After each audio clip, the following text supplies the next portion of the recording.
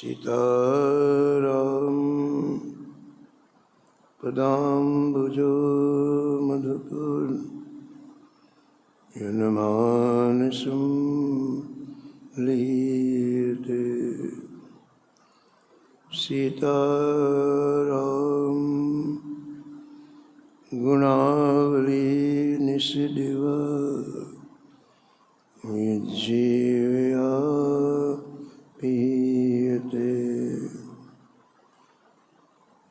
सीताराम विचित्ररूपमनिशं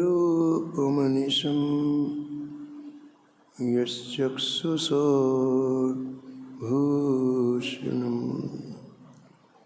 सीताराम सुनाम धाम निरतं तं सद्गुरुं संभजे। नीलाम्बुज श्यामलकोमलांगं सीतासमारोपितवामभागं। पाणौ महासायक चारुचापं नमामि रामं रघुवंशनाथं। यत्र यत्र रघुनाथकीर्तनं तत्र तत्र कृतमस्तकाञ्जलिं। बाष्पवारि परिपूर्णलोचनं मारुतिं नमत राक्षसान्तकं। वाञ्छाकल्पतरुभ्यश्च कृपासिन्धुभ्यैव च पतितानां पावनेभ्यो श्रीवैष्णवेभ्यो नमो नमः। भक्त भक्ति भगवंत गुरु चतुर नाम बपुएक। इनके पद वंदन किए नासत विघ्न अनेक। हरिजु आए विराजिए कथा सुनो इतिहास। तुम श्रोता या मालते तुम पद रज मम वास। तुम पीछे जो और हैं श्रोता हैं रस खान। तिनके सकल मनोरथ पूरे श्री भगवान। राधे राधे गोविंद गोविंद राधे।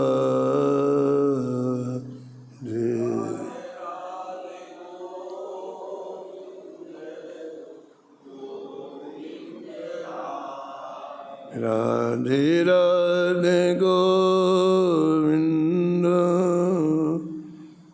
गोविंद राधे।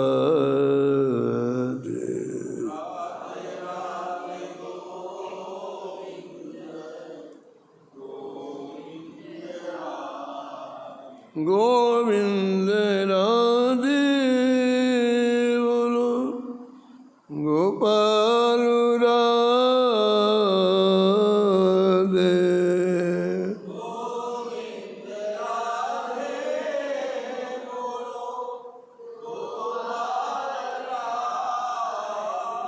राधे राधे गोविंद गोविंद राधे।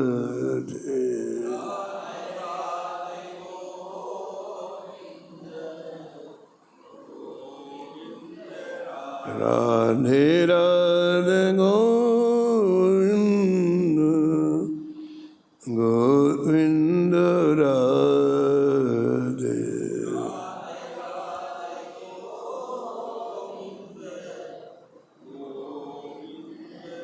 गोविंद राधे बोलो गोपाल राधे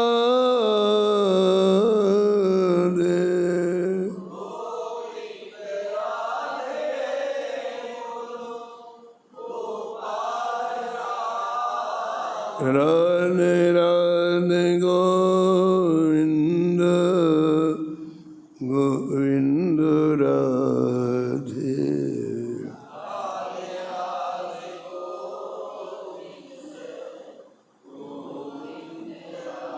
राधे राधे गोविंद गोविंद राधे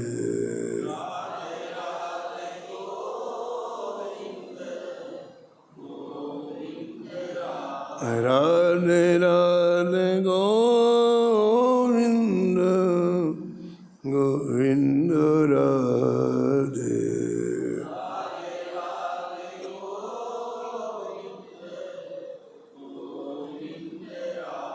गोविंद राधे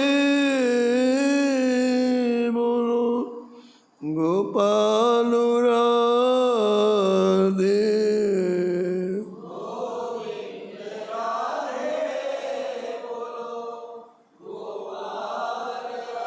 राधे राधे गोविंद गोविंद राधे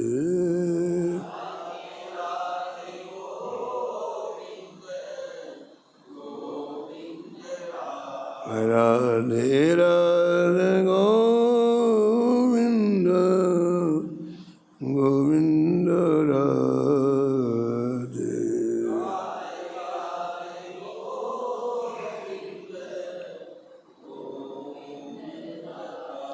श्री जानकी वल्लभ लाल की श्री मंगल मूर्ति हनुमान जी महाराज की सपरिकर श्री भक्तमाल जी के सब संत भगवान की श्री स्वामी अग्रदास जी महाराज की श्री नाभाजी महाराज की श्री प्रियादास जी महाराज की श्री वृंदावन धाम की श्री बांके बिहारी लाल श्री राधा वल्लभ लाल की श्री गिरिराज जी महाराज की श्री यमुने महारानी की श्री रामनाम महाराज श्री महाराज जी की जय जय श्री राम।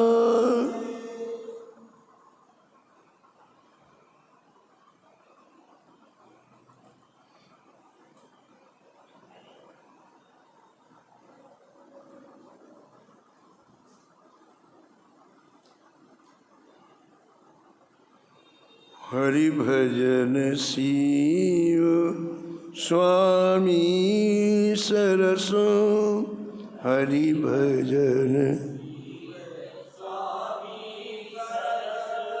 श्री नारायण दासवती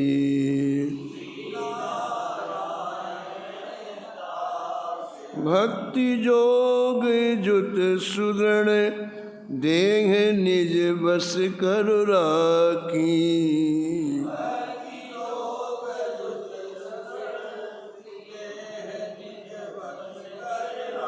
किए स्वरूपानंद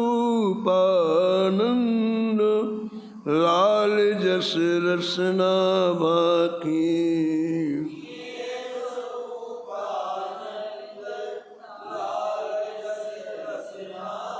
परिचय प्रचुर प्रताप जान मणि रहस सहायक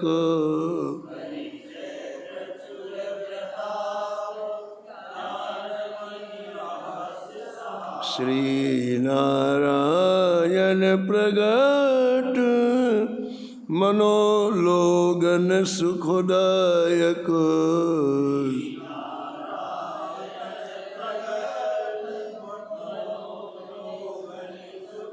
नित्य सेवत संतन सहित,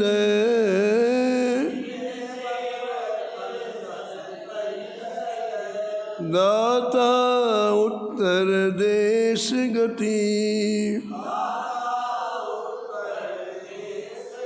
हरि भजन शिव स्वामी सरस, हरि भजन श्री नारायण दासवती। श्री नारायण दासवती।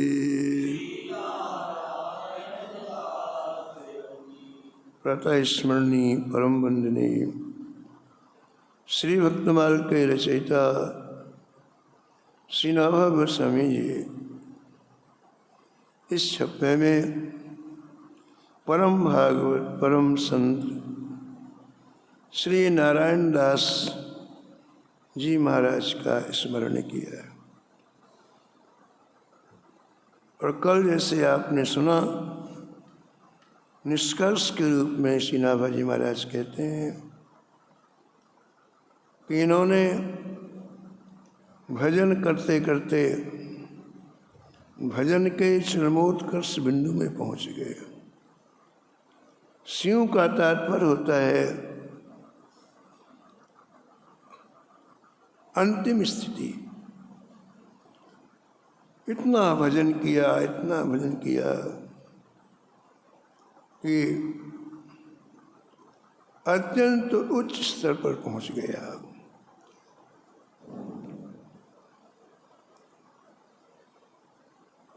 भजन से जो सुख मिलता है उसे स्वरूपानंद कहते हैं। तो सभी स्वरूपानंद में आप डूबे रहते और हृदय के जो भाव रहते उन्हीं का प्रकटीकरण आप अपनी रचना के द्वारा करते।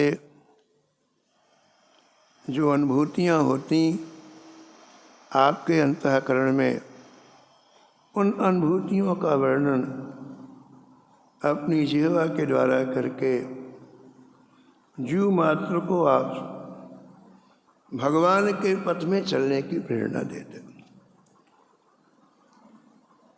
आपके कहने का ढंग इतना अच्छा था, आपके जीवन की इतनी अनुभूतियाँ थीं कि सामान्य व्यक्ति जब श्रवण करते तो लोगों के हृदय में समस्याओं का समाधान हो जाता और भगवान के पथ पर आरूढ़ हो जाते।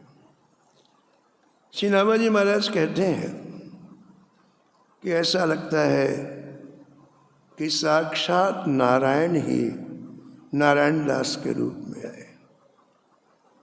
जीव जब लगातार परोपकार करता है, दूसरों को सुख देने की भावना होती है, अपना सुख भूल जाता है, दूसरे के दुख से दुखी हो जाता है, तो यही समझना चाहिए कि वस्तुतः इसके अंतःकरण में भगवान प्रकट हो गए। जीव ये सब काम नहीं कर सकता है। जीव का चिंतन बड़ा सीमित है, लेकिन किसी का आपके हृदय में विशालता देखो, किसी के जीवन में आप उदारता देखो, तो यही समझना चाहिए भगवान की विशेष शक्ति काम कर रही है। यहाँ नाभा जी महाराज ने यहाँ तक कह दिया कि नारायण दास के रूप में साक्षात नारायण ही आ गए और इसलिए आपने इतने बड़े बड़े काम किए। आपने केवल श्री ठाकुर जी की सेवा नहीं की, संतों की सेवा की।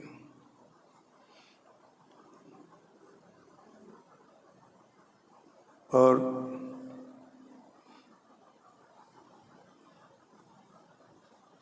जीवन के अंतिम क्षणों तक आपका जीवन अहंकार शून्य रहा।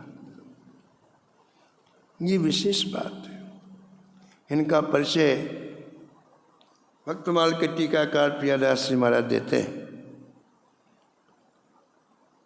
आए बद्रीनाथ जूते, आए बद्रीनाथ जूते, मथुरा निहार नैन, चैन भयो रहो यहाँ, केशव जी को द्वार है। चैन भयो रहे जहाँ, केशव जी को द्वार है। केशव जी को द्वार है, केशव जी को।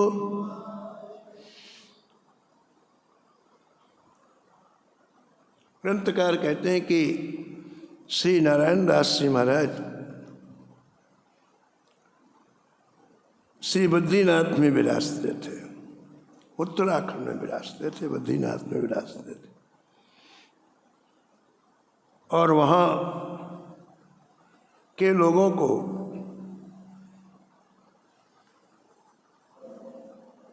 भक्ति पथ पर आरूढ़ होने के लिए उपदेश देते थे।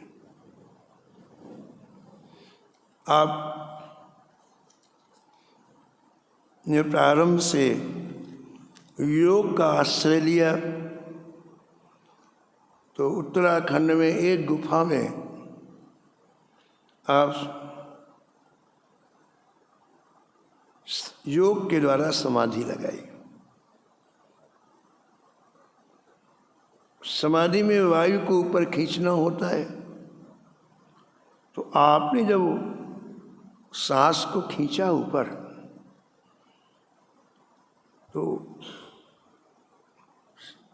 कहीं ना कहीं वायु रुक गई, और वायु के रुकते ही आपके शरीर में भयंकर रोग हो गया, भयंकर कष्ट हो गया। फिर को ऐसा लगा कि प्राण चले जाएंगे। गुफा के अंदर और कोई तो था नहीं। तब तो भगवान बद्री नारायण नर और नारायण गुफा में प्रकट हुए और इनको योग की युक्ति बताई, इनके कष्ट को दूर किया, और भगवान नर नारायण की कृपा से आपको योग की सिद्धि हो गई। श्री प्रियादास जी कहते हैं कि योग की सिद्धि हो जाने के बाद भी जो मन की असली चाह है उसका समाधान नहीं हुआ है। मन की चाह क्या है? रस। हमारा सबका मन रस का भूखा है। कितनी तरह की साधनाएं कर लो, कितनी तरह की विभिन्न प्रक्रियाएं कर लो, वो पूर्ण समाधान नहीं है। पूर्ण समाधान तभी प्राप्त होगा जीवन में जब रस का संचार हो जाए। तो यहाँ लिखा हुआ है कि श्री नारायण दास जी श्री बद्रीनाथ जी में विराजते, उत्तराखंड में विराजते, और ये कोई कृपा ठाकुर जी की कि ब्रजभूमि के रसकों के ग्रंथ मिल गए इन्हें। श्री धाम वृंदावन में रसिकों ने जिस तरह ब्रजरस का आस्वादन किया है, अद्भुत है। और उसका कारण है कि वो इसी लक्ष्य से आए थे वृंदावन, इसी उद्देश्य से आए थे। प्रक्रियाएं अपनी अलग अलग हैं, साधन अपने अलग अलग हैं, लक्ष्य आपका क्या है? लक्ष्य ही विशेष आपको अपनी मंजिल में पहुंचाता है। श्री धाम वृंदावन आने के बाद यदि आपका लक्ष्य उस प्रेम रस को पीना है, ब्रज रस को पीना है, तो आपको कुछ भी प्रतिकूलता नहीं दिखाई पड़ेगी। आप तो अपने लक्ष्य की तरफ बढ़ोगे। हमें अपनी चीज चाहिए। बाहर का कोई साधन आपको अनुकूल है कि प्रतिकूल, आपको वहाँ जाना ही नहीं है, उससे कोई मतलब ही नहीं है। अनुकूल है तो ठीक है, प्रतिकूल है तो हमें तो इनकी प्राप्ति करना नहीं है। हमें तो ब्रजरस की प्राप्ति करना है ना, तो उसका आपको अनुभव ही नहीं होगा। हमारा मन जिस चीज से जुड़ जाता है उसका अनुभव होने लगता है। दुख से जुड़ जाता है तो दुख का अनुभव होने लगता है, सुख से जुड़ जाता है तो सुख का अनुभव होने लगता है। पंखा चल रहा है क्योंकि प्लग, करंट का जो प्लग पंखे का उसमें लगा हुआ है, तो करंट पंखा दे रहा है, पंखे की हवा दे रहा है। प्लग को निकाल के आप हीटर का प्लग लगा दो तो गर्म हवा देने लग जाएगा। करंट वही है, मन वही है। मन को जहाँ जोड़ोगे आप उसका अनुभव होने लगता है। लेकिन जब आपका उद्देश्य ब्रजरस हो जाता है, भगवत प्रेम हो जाता है, तो आपका मन इधर उधर जाता ही नहीं। न दुख में उलझता है न सुख में उलझता है। मन तहाँ जहाँ, मन तहाँ जहाँ रघुबर बैदेही, मन तहाँ रघुबर बैदेही, बिनु मन तन दुख सुख कहु के, बिनु मन तन दुख सुख कहु के। रघुवर वैदेही में मन आ गया, ब्रज के दिव्य ब्रजरस में मन आ गया, तो बिना मन के दुख सुख का अनुभव कैसे होगा? नहीं होता है, नहीं होता। तो जो श्री राम वृंदावन इस उद्देश्य से आए, उनका जीवन अलग ही प्रकार का है। और उन्होंने जो निधि लूटी वृंदावन में,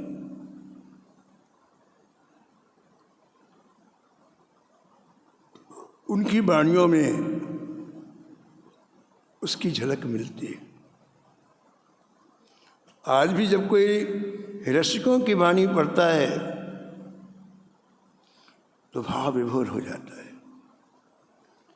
तो उत्तराखंड की भूमि में बद्री नारायण में नारायण दास जी रह रहे हैं, और संयोग से ब्रज के रसिकों की वाणी मिल गई इनको। जब उन्होंने महाराज पढ़ना प्रारंभ किया तो ब्रजभूमि की दर्शन की ललक उत्पन्न हुई। ऐसे नहीं कोई को वृंदावन अच्छा लगता है या कोई वृंदावन ऐसे नहीं आता। कोई किसी न किसी संत के माध्यम से पहले हम उस भूमि का महात्म सुनते हैं, महिमा सुनते हैं, तो दर्शन करने की इच्छा होती है। तो श्री नारायण दास जी ने जब रसिकों की वाणी पढ़ी तो आपके मन में श्री राम वृंदावन के दर्शन करने की इच्छा हुई। हरे राम, ये वृंदावन तो रसिकों की राजधानी है, राजधानी। मैं यहाँ क्या कर रहा हूँ? चलो वृंदावन। वृंदा विपिन रसिक रजधानी,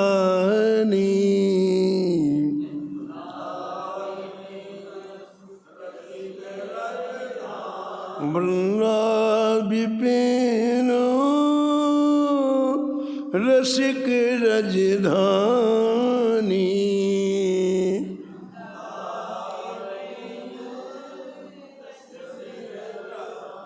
राजा रस रसिक बिहारी सुंदर,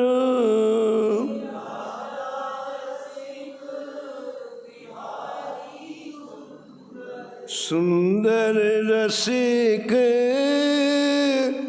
बिहार निरानी, सुंदर बिहार निरानी, वृंदा विपिन रसिक रजधानी, वृंदा विपिन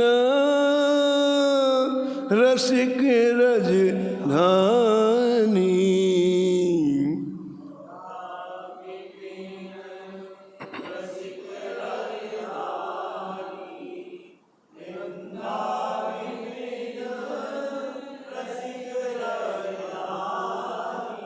ललितादिक ढिग रसिक सहेचरी, ढिग रसिक सहेचरी, सुंदर जुगल रूपो मदमानी, सुंदर जुगल रूपो मदपा, वृंदा विपिन रसिक रजधानी, वृंदा विपिन रसिक रजधानी, रसिक टहलनी वृंदा देवी,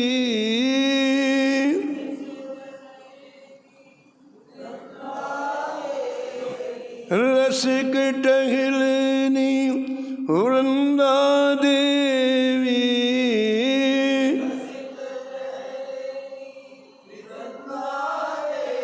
रचना रुचिर निकुंज सुहानी, रचना रुचिर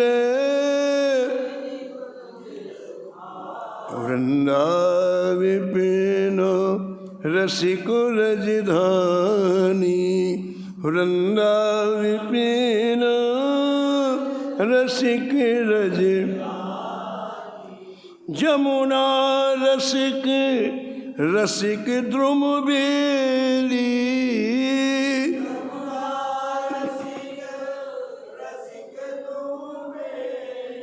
सोहे रसिक भूमि सुखदानी, सोहे रसिक वृंदा विपिन रसिक रजधानी, वृंदा विपिन रसिक रजधानी, यहाँ रसिक चर थिर नागरिया, थिर नागरिया, रसिक ही रसिक सब गुण खानी, रसिक ही रसिक सब गुण खानी, वृंदा विपिन रसिक रजधानी, वृंदा विपिन रसिक रजधानी।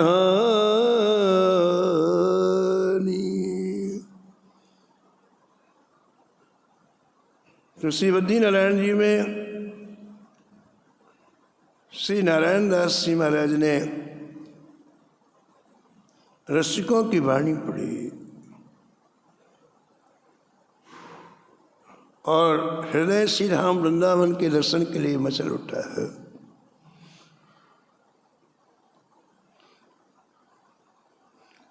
एक संत नहीं, कई संतों के जीवन में ऐसा परिवर्तन आया। श्री विल्वमंगलाचार्य जी का चरित्र भक्तमाल जी में आया है। विल्वमंगलाचार्य जी अपने गुरुदेव की सेवा में रहते थे और रात्रि में जब उनको समय मिले उसी वृंदावन के रसिकों की वाणी का अध्ययन करते हैं। और एक दिन ऐसी स्थिति हो गई कि गुरुदेव के चरण पकड़ के कहा, गुरुदेव मैं वृंदावन जाऊंगा, और मेरे से रहा नहीं जाता है, श्री राम वृंदावन के बिना मेरे से रहा नहीं जाता है। और गुरुदेव की आज्ञा लेकर के श्री राम वृंदावन आए। परम भक्त श्री माधवदास जी महाराज जगन्नाथपुरी में रहते, और रसिकों की वाणी पढ़ी। जगन्नाथ जी उनसे सीधी बात करते, लेकिन वृंदावन में के रसिकों की वाणी पढ़ी तो वृंदावन के दर्शन की ऐसी तीव्र उत्कंठा हुई उनको। किसी ठाकुर जी के पास जाकर के कहा, जय जय मैं वृंदावन जाऊंगा। ठाकुर जी से कह रहे हैं, श्री जगन्नाथ जी से कह रहे हैं मैं वृंदावन जाऊंगा। पता है ठाकुर जी क्या बोले? जगन्नाथ जी पता क्या बोले? जगन्नाथ जी बोले, माधवदास जी तुमने हमको भी याद दिला दी वृंदावन की, अब हम भी चलेंगे। तो बताओ, जगन्नाथ जी बोले हमको याद दिला दी तुमने वृंदावन की, अब हम भी तुम्हारे साथ वृंदावन चलेंगे। ये है बात। जब तक आप इस भूमि के रस को नहीं जानेंगे तब तक उत्कंठा नहीं होगी, लगाव नहीं होगा, तब तक आपकी बाहरी यात्रा होगी, आए गए चले गए। और जब इन रसिकों का संग करोगे आप, इनकी वाणी का चिंतन मनन करो, तो रज के असली स्वरूप का आपको ज्ञान होगा। ये है क्या वृंदावन? और जब आपको उसका ज्ञान हो जाएगा, उसकी अनुभूति हो जाएगी, तब आप रस क्षेत्र में प्रवेश कर जाएंगे। प्रक्रिया है। तो जैसे अन्य संत रसिकों की वाणी चिंतन मनन करके सीधा वृंदावन आए, ऐसे भक्तमाल के टीकाकार प्रियादास जी कहते हैं कि श्री नारायण दास जी जो बहुत अच्छे संत, जिन्होंने बहुत बड़ा परोपकार किया, पूरे जीवन बद्रीनारायण में रहे, लेकिन जब रसिकों की वाणी पढ़ी तो उन्हें ऐसा लगा कि कोई ना कोई मन का ऐसा अभाव है जो वृंदावन में पूरा हो गया। रस भूमि वृंदावन है और ये मन रस का भूखा है, इसे वृंदावन चलना चाहिए। और आप श्री बद्रीनारायण से चढ़ करके श्री मथुरा आए, ब्रज में प्रवेश किया, श्री मथुरा आए। ग्रंथकार कहते हैं कि जैसे आपको ब्रजभूमि का स्पर्श हुआ,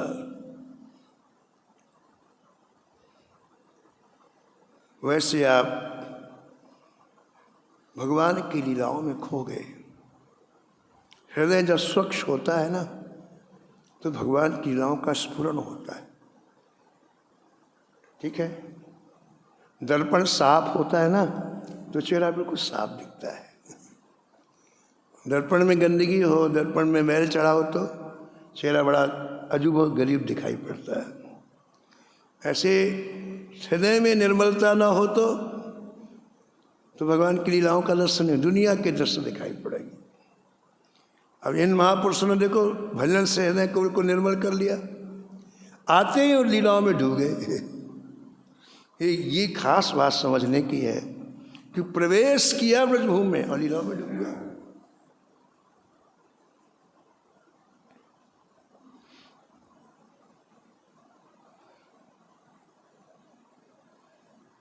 ऐसा ग्रंथों में मिलता है कि श्री कृष्ण की जन्मभूमि है मथुरा, और वहाँ सबसे प्राचीन मंदिर श्री केशव देव जी का है। जब मथुरा बसाई गई तभी केशव देव भगवान की स्थापना हुई। अभी आप मथुरा जाओ तो जन्मभूमि के ठीक पीछे केशव देव जी का मंदिर है, बहुत पुराना मंदिर, 500 वर्षों के पहले की बात है। तो जब मथुरा बसाई गई थी तब केशव देव जी को विराजमान किया गया था। आज भी उनका मंदिर है। तो आप ब्रजभूमि में आते ही, मथुरा की भूमि में आते ही उन लीलाओं में डूबे रहते हैं। और श्री केशवदेव जी के मंदिर में दरवाजे पर जैसे कंगले पड़े रहते हैं, ऐसे पड़े रहते हैं, ऐसा लिखा है। कंगले का तात्पर्य जानते हैं? किसी तरह की कोई डिमांड नहीं, कोई इच्छा नहीं, कोई इच्छा नहीं। जाए न चाहिए कबहू कछु, इस रस को प्राप्त करना है तो कुछ भी ना चाहो, ऐसे नहीं मिलता है। ये ध्यान देना चाहिए। तनिक भी कोई भी इच्छा आपके मन में होगी तो रस की प्राप्ति नहीं होगी। जाए न चाहिए कबहू कछु, तुम सन सहज सने, इस रस के वही अधिकारी हैं। सकल कामना हीन जे, राम भगत रसलीन। कामनाएं रस नहीं लेने देती हैं, कामनाएं रस को सुखा देती हैं। ऐसे थोड़ी ब्रज रस मिल जाएगा आपको। दुनिया भर की चीज़ें आपके मन में, आपको ब्रज रस कुछ नहीं। पर ऐसे ही आओ, घूम के चले जाओ, कुछ नहीं मिलने वाला। हमारे अब खुद की कोई इच्छा ना रहे। अच्छा, आप इच्छा क्या करते हो बताओ? शरीर सुखी रहे, यही इच्छा करते हो ना? अच्छा खाने पीने को मिले, यही इच्छा करते हो ना? अच्छा पहनने को मिले, यही इच्छा करते हो? लोगों के द्वारा सम्मान मिले, बड़ी भारी इच्छा है। लोग हमको बहुत अच्छा कहें, सम्मान मिले। कितने दिन रहेगी ये बात बताओ आप? कितने दिन रहेगी ये बात? यूं उड़ गई, 2-4 साल में खत्म, शरीर खत्म, सब बातें खत्म। तो ये गलत थिंकिंग है आपकी, ये गलत विचार है कि ये चीज़ें मिल जाएंगी तो हम निहाल हो जाएंगे। गलत बात, भ्रम है। आपने इतनी मूल्यवान श्वासें व्यर्थ में खत्म कर दी। ठीक है, और इसका आभास इन महापुरुषों को होता है, इसलिए मन से हटा देते। एक तो व्यक्ति दिखावे के लिए करता है, एक मन से हटाता है। दिखावे के लिए क्या है? अभी ठंडी के दिनों में परिक्रमा में चले जाओ, सब उंघारे बैठे रहेंगे, एक नीचे घुटनों तक कपड़ा लगा बैठे रहेंगे। उनका त्याग नहीं है वो, उनके मन में उदार लोग कंबल बांटने आएंगे और हमको देख के कंबल उड़ा देंगे, और पूरे जीवन कंबल ही इकट्ठा करते रहते हैं। ना उनको वृंदावन से मतलब, ना ब्रजरस से मतलब। एक दिखावे का वैराग होता है, एक दिखावे का, एक मन का होता है। इस भगवान के इस मार्ग में मन का वैराग्य काम करता है, दिखावे का नहीं करता है। दिखावे पकड़ जाओगे कभी न कभी आप। तो मन में कोई इच्छा ना हो वृंदावन आने के बाद कि ये सुख मिले, ये खाएं, ये पिएं, ये रहें, तब ब्रजरस की अनुभूति होगी। आप सोचो कितना समय चिंतन में चला जाता है। हमको ये खाना है, ये पीना है, ये पहनना है, ये ओढ़ना है, कितना चिंतन समय चला जाता है। उतना समय ठाकुर जी से अलग हो गया। यहाँ तो जो ठाकुर जी दे, हमें अपना लक्ष्य नहीं छोड़ना है। आप यहाँ आए ब्रजरस के लिए, ध्यान दो। ये ठगी माया है, ठगी माया आपके समय रूपी पूंजी को छीनती है, समझा देती है। अरे भाई सब करना पड़ता है, सब चाहिए। अब इनका जीवन देखो आप, इन महापुरुषों का जीवन, भक्तमाल क्यों सुनी जाती है? ये वृंदावन में कैसे रहे, इतनी बड़ी चीज कैसे प्राप्त हो गई, ये पकड़ने की बात है ना। भक्ति की गाथा कोई कहानी नहीं है, एक था राजा एक थी रानी, दोनों मर गई, खत्म कहानी। ऐसा थोड़ा कोई, इसमें तो जीने की कला है। श्री नारायण दास जी पहली बार बद्रीनाथ छोड़ के क्यों आए? सोचना चाहिए ना बाबा, उत्तराखंड की भूमि को छोड़ कुछ ऐसा है जो यहाँ है, सोचना चाहिए। दूसरी बात, जब यहाँ आए तो अहंकार गलित होकर के रहे। तुम नहीं मांगते हो, आपका अहंकार मांगता है। व्यवस्थाएं, सम्मान, ये आपका अहंकार मांगता है, तुम नहीं मानते हो। इस बीमारी को हटाना पड़ेगा वृंदावन आके। बिहारी जी में रात में कथा होती, कथा के बाद फिर आरती होती बिहारी जी की, तो जितने लोग कथा में आते सब दौड़ के आरती में जाते बिहारी जी की। और बिहारी जी की आरती के बाद फिर बिहारी जी को जो भोग लगता था ना, किनका भोग, वो सबको दिया जाता था। बड़ी भीड़ होती किनका प्रसाद लेने में। जो बिहारी जी को रात्रि में भोग लगता वो प्रसाद, बड़ी भीड़ लगती, बड़ी भीड़ लगती। हमारे मन में भी इच्छा होती हम भी ले लें। अब वो जहाँ बैठ के प्रसाद देते ना, खिड़की के पास बैठ के देते, हमारा पूछो मत, इतनी भीड़, इतनी भीड़। तो भैया भीड़ में घुसना पड़े, अब लेना है प्रसाद तो घुसना पड़ेगा। तो जैसे घुस के आगे हाथ बढ़ाया, भीड़ ने ऐसा धक्का दिया सबसे पीछे। अब क्या करें, प्रसाद नहीं मिला। फिर दोबारा गए महाराज, दोबारा भी भीड़ ने धक्का दिया, नहीं मिला प्रसाद। अमन में नहीं लेना, चलो अब मिल ही नहीं रहा, इतने धक्के नहीं लेना। तो पीछे वाले बिहारी के दरवाजे से अब जैसे निकलने के लिए सीढ़ी में चढ़े, एक महात्मा ने कंधे में हाथ रखा। बोले महाराज जी क्या हो गया? मैंने कहा महाराज प्रसाद चाहिए था, इतनी भीड़ है, धक्का धक्का, आप नहीं जा रहे, हम नहीं लेना। अरे कैसी बात कर रहे हो? फिर लगो लाइन, एक बार और लगो। ये वृंदावन है, यहाँ मान सम्मान नहीं यहाँ मान सम्मान नहीं, यहाँ पूरी तरह से अहंकार गलित होकर रहना चाहिए। फिर लगो, मतलब बहुत पहले की बात है। तो वृंदावन के रस को यदि चाहिए तो ये रहनी संत बताते हैं।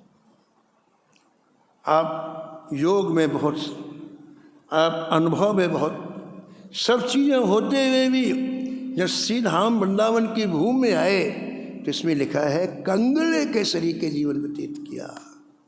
कंगले का तात्पर्य कोई चाह ही नहीं, जहाँ पढ़े पढ़े, जो मिल गया मिल गया।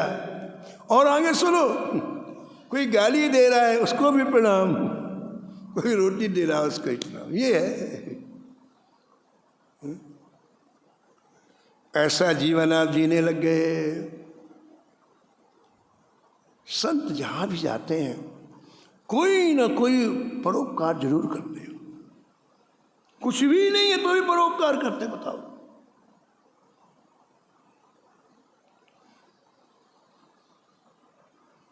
आपके मन में आया कि लोग अंदर दर्शन करने के लिए जाते हैं श्री केशव देव जी का, लेकिन कई लोगों का ध्यान जो बाहर जूते उतार के जाते उसमें होता है।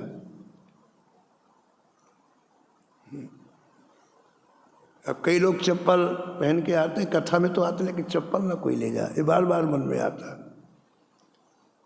कई लोग जूतों का ध्यान करते हैं। पीपा जी के चरित्र में आया है, एक राजा था सूरसेन मल करके। पीपा जी उसके यहाँ गए तो उसने संदेशा दे दिया, हम अभी पूजा कर रहे हैं। अब गुरु थे, पीपा जी उसके गुरु जी थे, लेकिन उसने संदेशा दिया अभी हम पूजा कर रहे हैं। सेवकों से कहा तो थोड़ी देर में आएंगे। तो पीपा जी ने उन सेवक से कहा एक बार और जाओ और राजा से पूछो तो ठाकुर जी की पूजा कर रहा है कि मोची के घर में, चमार के घर में बैठ के अपना जूता सिलवा रहा है? जाओ पूछ के आओ, पूछ के आओ। अब गया सेवक कि गुरुजी ऐसा पूछ, और बात यही थी, वो बैठा तो पूजा में था, नए जूते खरीदे थे उसने एक दिन पहले, वो कड़े थे, तो सोच रहा था, पूजा कर रहा है कि मोची को बुलाऊंगा, चमार को पीछे से जूता खुलवाऊंगा, फिर उसको ढीला करके फिर सिलवा, और पूजा कर रहा है। तो पीपल जी का उससे पूछ के आओ कि पूजा कर रहा है कि जूता सिलवा रहा है। अब तब वो दौड़ के आया, गुरुजी गुरुजी गुरुजी। तो मंदिर में जाते हैं, चप्पल का ध्यान रहता है, जूतों का। तो श्री नारायण दास जी के मन में आया कि ऐसा किया जाए, ये सेवा अपन करते हैं, लोगों की चप्पल जूतों को सुरक्षित रखते हैं, अपन मंदिर नहीं जाके दर्शन कर रहे, सेवा कर रहे, यानी जो दर्शन करते उनकी सेवा मिल जाए, जो भजन करते उनकी सेवा। देखो ये जो अपने संतों में ये जो महंत की प्रथा चली, वो गद्दी में बैठने के लिए नहीं है, वो दान दक्षिणा लेने के लिए नहीं है। जो हजारों भजनानंदी संतों की सेवा करे उसे महंत कहते हैं, क्योंकि वो इतने लोगों को सुख दे रहा है। 500 संत भजन कर रहे हैं और उनकी हर चीज़ की आवश्यकता वो महंत जी कर रहे हैं, उनके भजन में कोई डिस्टर्बेंस नहीं, उसको महंत कहते हैं।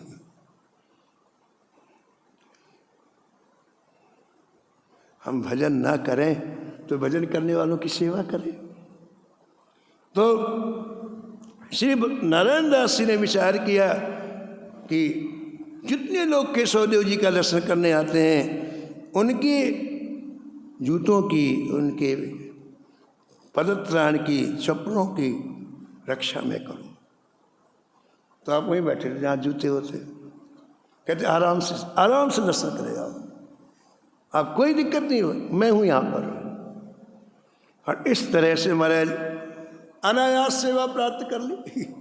कुछ भी नहीं उनके पास, एक कपड़ा लपेटे, लेकिन सेवा मिल गई। देखो ब्रज में रहने वाले ब्रजवासी है, इनकी सेवा मिल गई।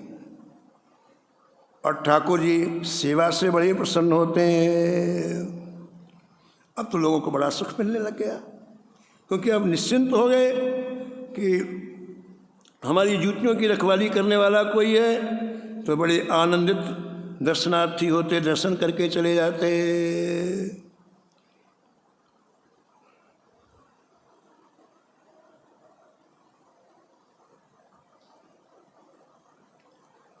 अपनी बात कोई भी नहीं कहते थे, नहीं कोई क्यों सेवा लेता है ऐसे। आप लोग भिक्षुक बने रहते, दीन बने रहते, दीन में। श्री अयोध्या जी में एक संत थे बाबा रघुनाथ दास जी, 100 वर्ष पहले की बात है।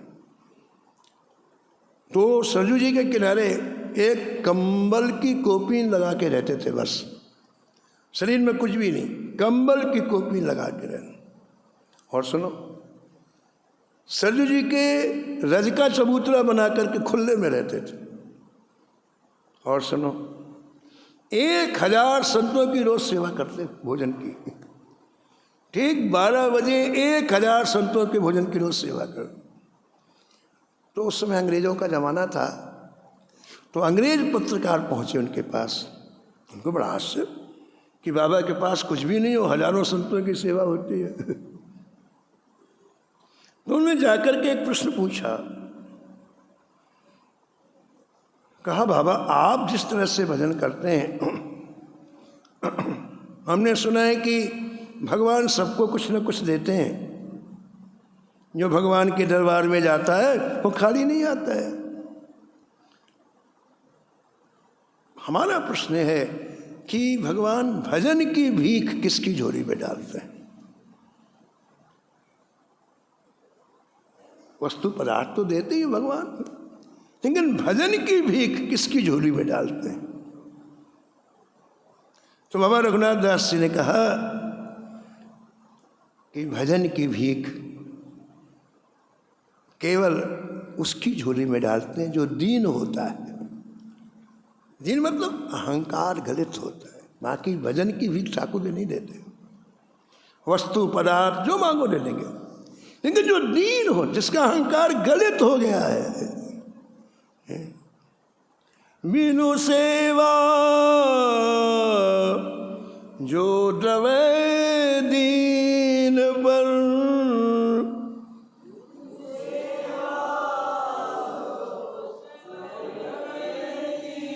राम सरिस को नाही।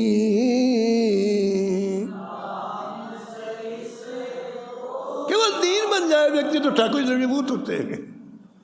खोदार जग माही ऐसो, खोदार खोदार जग माही।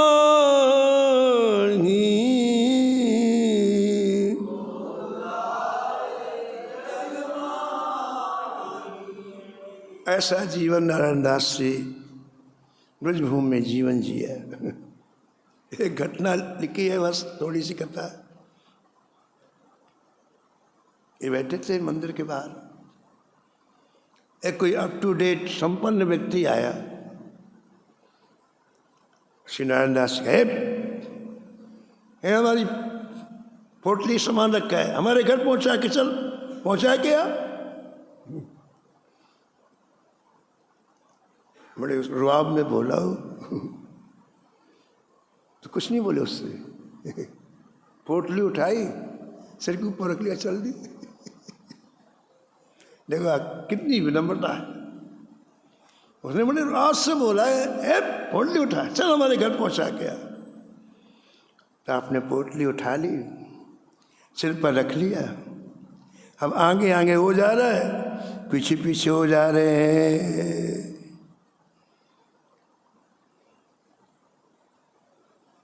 चले जा रहे।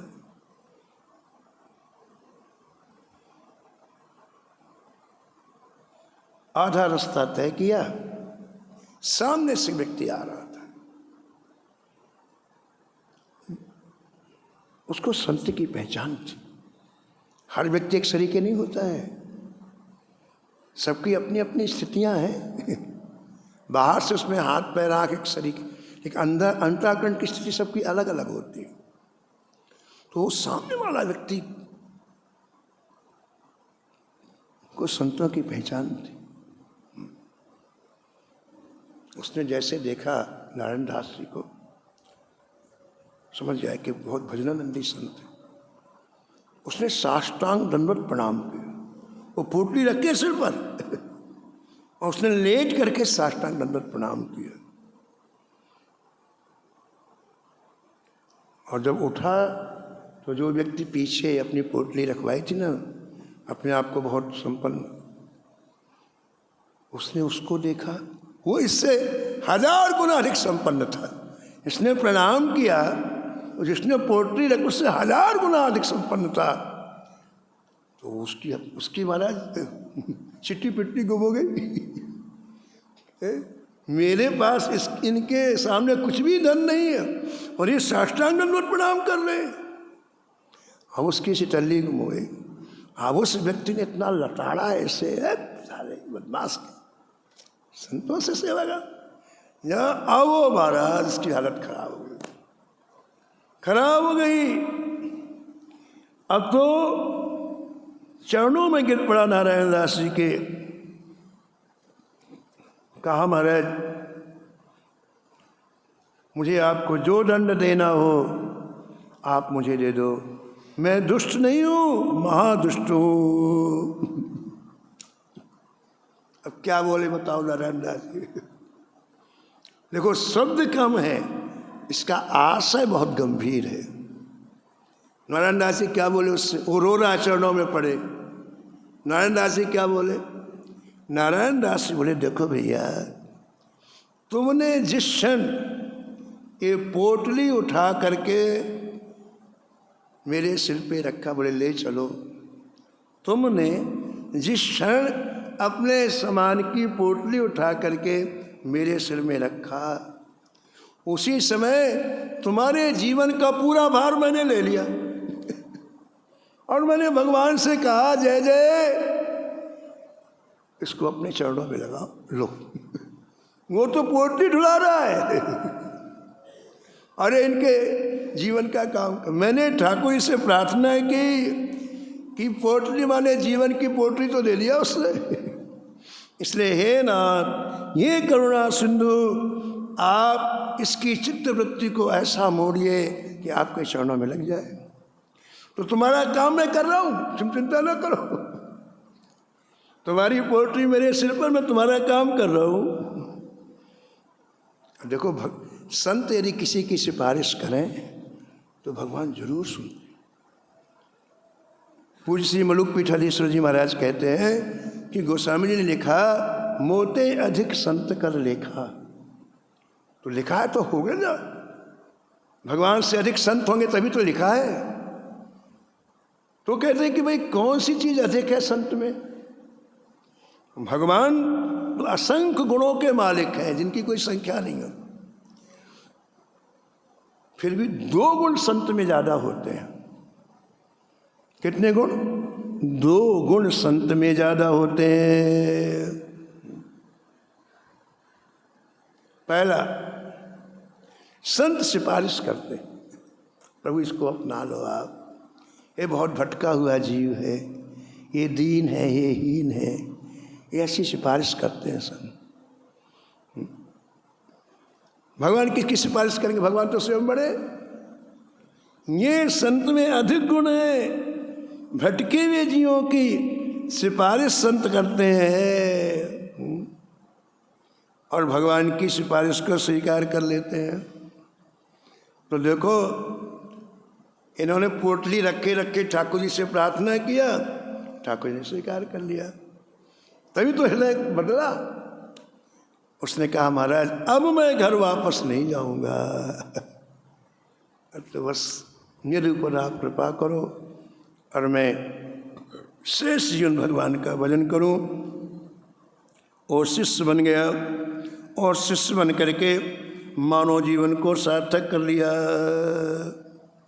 भयो उपदेश भक्ति देश उन जानो साधु, शक्ति को विशेष यहाँ जानो भाव में को, शक्ति को विशेष यहाँ जानो मानो भाव। यहाँ प्रियदास जी महाराज कहते हैं कि इस साधु संतों की विशेषता है, उनमें क्षमा शक्ति बहुत होती है, किसी के दोष नहीं देखते हैं, किसी के दोषारोपण नहीं करते, और कोई कितना बड़ा अपराध कर दे तो क्षमा कर दे। क्यों बताओ? वो अपनी दिव्य दृष्टि से देख लेते हैं कि ये जीवात्मा कई जन्मों से दुखी होके आ रहा है, हम क्यों दुख दे से? आप बताओ, संसार का हर व्यक्ति दुखी है, नानक दुखिया सब संसार, और उसे और दुख दे, ये कहाँ का न्याय? बताओ। संत इसलिए किसी को ना श्राप देते हैं, कोई कितना अपराध करे ना दुख देते, उनको पता है ये व्यक्ति पहले दुख के सागर में डूबा हुआ है, हम चाहें तो इसके दुख को दूर करें। उस समय खंडानंद जी कह रहे थे कि एक बार एक संत नदी में पार होने के लिए नाव में बैठे, वो बैठे ही थे कि 4-5 गुंडे टाइप व्यक्ति आ गए और आकर के वो भी नाव में बैठे। नाव वाले नाव चलाई, गुंडों ने संत को देखा, बढ़िया सिर घुटा हुआ था, अच्छा, और चमचम चमक रहा था। तो गुंडों ने आपस में बात की कि देखो भाई,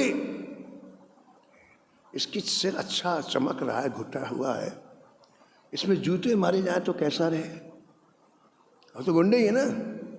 बोले इनका सिर चमक रहा है, घुटा हुआ है, इसमें जूते मारे जाए। बोले हाँ, ये बात बिल्कुल ठीक है। तो उन्होंने अपने पैरों से जूते निकाले। इतने में आकाशवाणी हुई। आकाशवाणी ने कहा, संत ये गुंडे लोग तुम्हारी चांद में जूता मारने वाले हैं, तुम कहो तो हम नाव पलटा दें, ये सब डूब जाएंगे। तुम कहो तो हम नाव पलटा दें, सब डूब जाएंगे। संत ने क्या कहा? संत ने आकाश की तरफ देख के कहा, महाराज आप नाव मत पलटाओ, इनकी बुद्धि पलटा दो। जो जूता मारने की बुद्धि है, जो पलटा नहीं है तो नाव ना पलटा, बुद्धि पलटा दो, जिसमें आप इसका इनका चित्त मन आप में लग जाए। पलटा नहीं ना तो बुद्धि पलटा दो, कि जो बुद्धि इधर है निगेटिव वो पॉजिटिव हो जाए, वो भजन में लग जाए। ये संत का स्वरूप है। वो किसी को दुख नहीं देना चाहते। उनको पता है हर जीवात्मा महान दुखी है। हमारे ऊपर पहाड़ रखा हुआ है, हम उसमें 10 किलो वजन और रख दें, बेचारे क्या हालत होगी। हमने संत देखते हैं अपनी दिव्य दृष्टि से कि अनंत जन्मों से दुखिया, आज के दुखी है हम, अनंत जन्मों से दुखी आ रहे हैं, तो कम से कम इसको दुख ना दें, इसको कुछ ना कुछ राहत मिले। इसलिए क्षमाशील संत होते हैं और समदर्शी होते हैं, और हमारे उनका परम कल्याण कर दिया। ऐसे संत के चरणों में वंदन प्रणाम करते हुए वाणी को यहीं विराम। आज बहुत विशेष कार्यक्रम अभी 10 बजे है संतों का, और समय कम है, इसलिए आज थोड़ी पहले कथा का समय कर दिया है। शेष कथा आप कल श्रवण करें।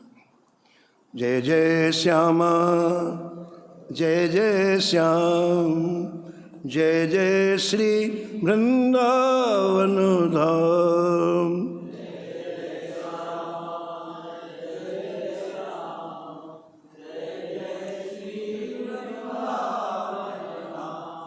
जय जय श्यामा, जय जय श्याम, जय जय श्री वृंदावन धाम।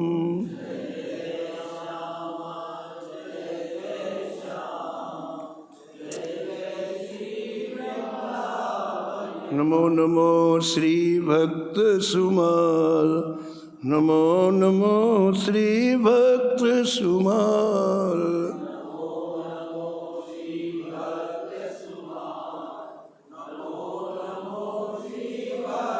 जाके सुनत महात्म नासत, और झलकत राधा नंदलाल। गद गद स्वर पुलकित अंग अंगनी, लोचन बरसत असुवन जाल। उतर जाते अभिमान व्याल विष, लेते जीवाय सुरस काल। होत प्रीत हरि भक्त जनन सो, लेत शीघ्र हट चरण प्रचार। तजत कुसंग लेत सतसंगति, जय जय भाग जगत को अद्भुत भाल। निशिवासर सोवत अनुजागत, रोम रोम हुए करत निहाल। श्री अग्र नारायण दास प्रिया प्रिय, प्रगति जीवन रसिक रसाल। नमो नमो श्री भक्त सुमाल, नमो नमो श्री भक्त सुमाल। सीताराम सीताराम सीताराम सीताराम, हाँ राधे श्याम राधे श्याम राधे श्याम राधे श्याम। जय जय सीताराम सीताराम सीताराम सीताराम। हाँ राधे श्याम राधे श्याम राधे श्याम राधे श्याम।